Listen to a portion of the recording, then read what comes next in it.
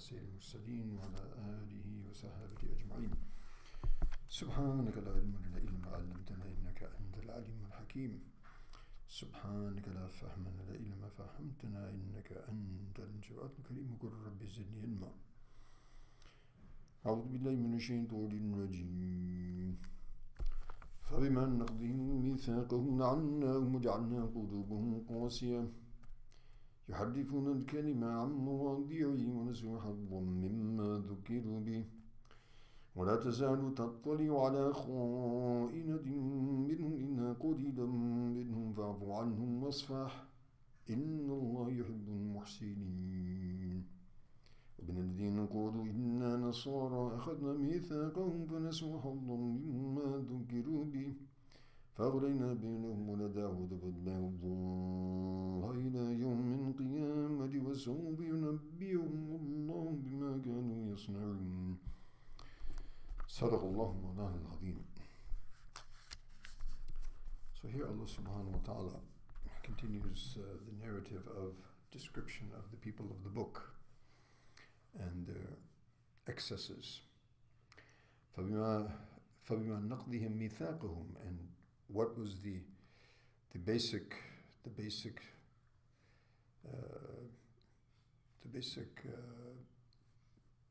rebellion and the basic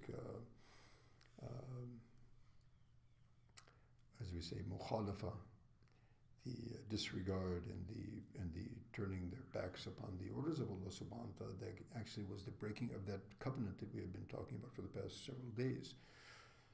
When we say Sami'na wa ata'na, when we say La ilaha illallah Muhammadur Rasulullah, and during the time of any prophet, La ilaha illallah Musa Kalimullah, La ilaha illallah Isa Ruhullah, etc. So in any time of any prophet, it was always La ilaha illallah, and the prophet of that time was to be followed. So oneness of Allah subhanahu wa ta'ala, following his obedience and his establishing his tawheed and following his orders, abstaining from his prohibitions and following the prophet of the time. So what was the result? The result was that in terms of Bani Israel, فَبِمَا نَقْضِهِمْ مِيثَاقَهُم, as a result of their breaking of this covenant,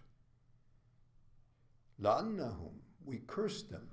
And this curse means what? In this world they are, and in the next they are, number one, they are removed from the rahmat of Allah subhanahu wa ta'ala, which encompasses everything which deserves to be encompassed. But such people do not deserve the rahmat of Allah subhanahu wa ta'ala, and as a result of that, Allah subhanahu wa ta'ala has pushed them far away from his mercy in this world and in the next. And the second thing, وَجَعَلْنَا قُلُوبَهُمْ قَاسِيَةً, and made their hearts hardened.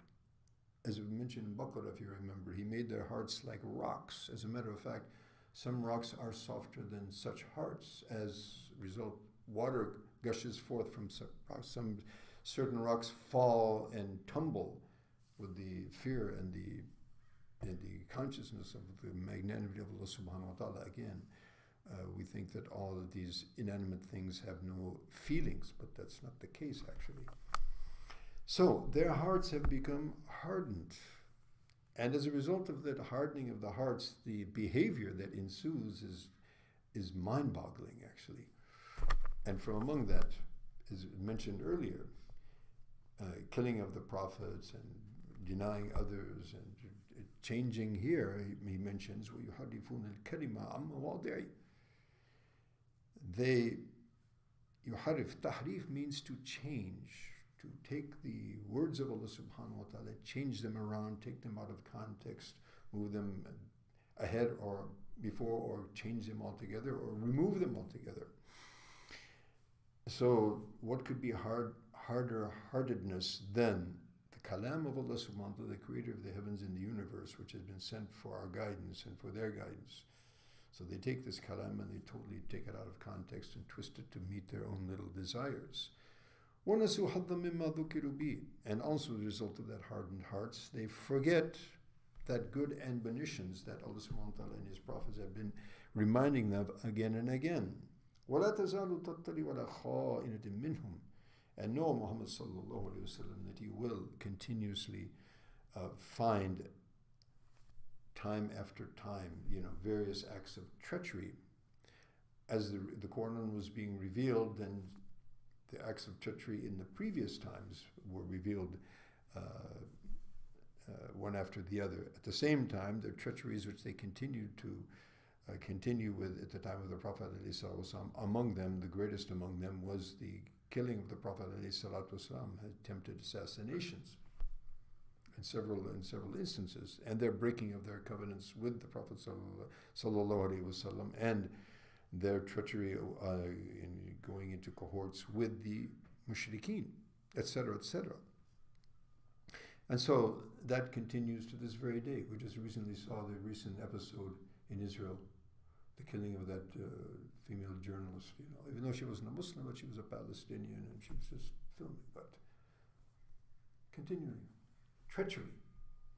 Treachery has been stamped on such individuals. So therefore, that also answers the question that, well, that were the former people. Why are they responding? They continue in this pattern. But of course, not all of them. إِلَّا قَلِيلًا مِنْهُمْ, except for some of them. And some of them continue accepting Islam. There are, in Israel, there are Israelites who continue to accept Islam. They're not many, but it happens. So, what should be done? Continuously take a tough stance and continuously, be embattled with them. So here Allah subhanahu wa ta'ala amazingly gives this, divine device to his prophet, in which we should also understand it as well. Fa'fu anhum wasfah. In spite of that, in spite of all that treachery, so fa'fu anhum, excuse them and turn away. What is excusable and turn awayable, if there's such a word, right? So what does that mean? It means that, their wrongdoings actually ultimately are going to hurt who?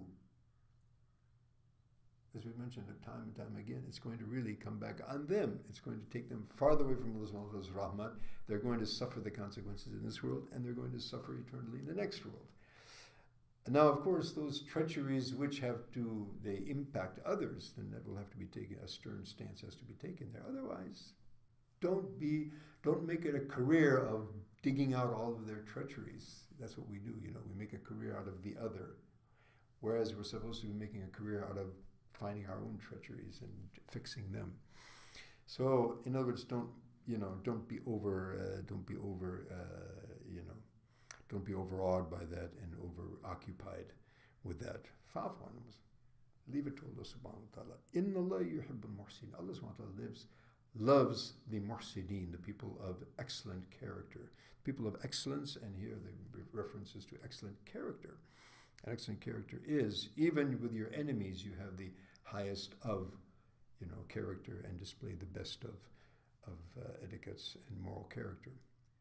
Now, not only the Jewish community are guilty of that. وَمِنَ الَّذِينَ قَالُوا إِنَّا نَصَارَى. Also those who call themselves Nasara. Nasara basically, the helpers of Isa alayhi salam, although they didn't help Isa alayhi salam at all. They really just destroyed the whole basis of his religion, which is Tawheed, and did away with most of the ahkam and most of the rules and regulations that were there in the Torah and were slightly modified with Sayyidina Isa alayhi salam. So, أَخَذْنَا مِيثَاقَهُمْ. So Allah subhanahu wa ta'ala also took the covenant from them. And of course, as we mentioned many times, Isa alayhi salam was the last of the prophets to Bani Israel. And, of course, the covenant of Tawheed, the covenant of following the rules and regulations of Sharia. They destroyed Tawheed and they did away with the Sharia for the most part. So, فَنَسُوا حَظًّا مِمَّا ذُكِّرُوا بِهِ. So similarly, they forgot much of what they had been admonished by Allah subhanahu wa ta'ala and His Prophet. مِمَّا ذُكِّرُوا بِهِ, which they were reminded again and again about. فَأَغْرَيْنَا بَيْنَهُمُ الْعَدَاوَةَ وَالْبَغْضَاءَ. So what was the consequence in this world? The consequence was that Allah subhanahu wa ta'ala says, we have placed in their hearts animosity. And we find that, as Nabi Sallallahu mentioned, that the Yahud divided up into 71 sects, and the Jews and the Christians 72, and we will divide up into 73. At any rate, the Christians are not one community, as probably most of you know. There are various communities, and in Europe, the reason why the Christians who originally came here to America was because of this animosity. And as a matter of fact, the animosity was to such an extent that anyone who went against the church, which had the state status, they were burned at the stake. And their scriptures and everything, there was no tolerance whatsoever, juxtaposed to what they saw in their neighbors in Muslim Spain, where Islam and the Muslim rule protected all groups and even the wrong aqidah. You're free to believe whatever you like, but don't try and push that on others. Don't have an agenda of trying to push that in the community. But you're free to believe what you want, follow what you want, as long as it doesn't impact others. But in the Christian Europe and all of the Christian nations, it went to extremism of the highest nature, and anyone who went against the state creed burned at the stake. It also happened here.